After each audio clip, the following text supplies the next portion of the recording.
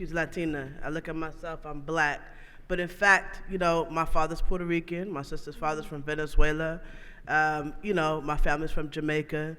Like, the categories are about segmentation, they're about control, right? That's the point.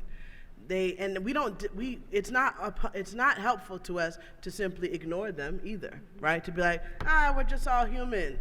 But in fact, those categories exist, right? Oh, the categories exist. So we can't pretend they don't, but also we have a responsibility to dismantle them.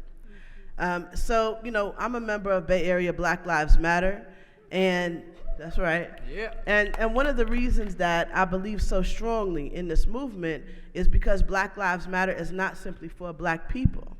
Black Lives Matter is about understanding that when you create a structure that positions blackness on one side and whiteness on the other, that you create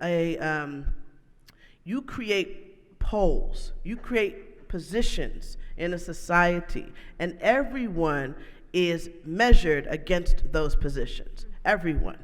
Every single person in this room is measured against what whiteness is and what blackness is.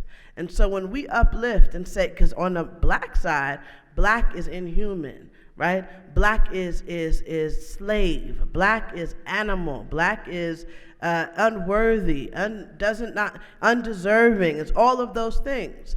And so whether you're a Native American, which has to do with where you are, right, on some level, like that has to do with some level of being indigenous to this continent and this area of the planet, whether you're a Latino, which has a lot to do with ethnicity and language and geography, whether or not you are considered black, which has to do with being from a derivative of Africa and gone through a particular historical experience.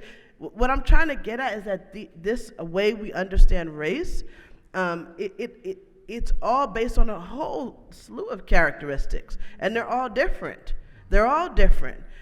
So whiteness, being white, is something that was constructed and created.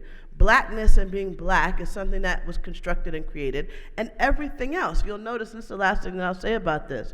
We talk about mental health for white men, and yet that black girl who was thrown across the room by that officer, what about her mental health? Yeah.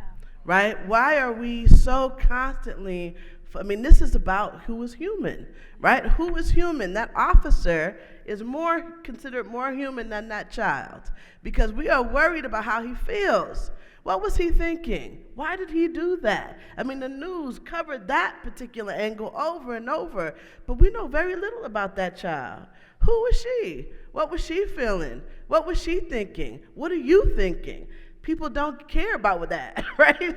So that's the struggle. This is a struggle for understanding our basic humanity. This is a struggle for basic dignity, and then all the stuff that is predicated upon, right? Rights, equality, political power, all of that is built upon, first and foremost, an understanding of basic humanity that suggests, for example, my partner is biracial. Her mother is black, her father is white. But I have plenty of, what am I? What am I? Am I biracial? My father's Puerto Rican. My mother is black. Not really. But what about my sisters who are Asian and black? Are they biracial?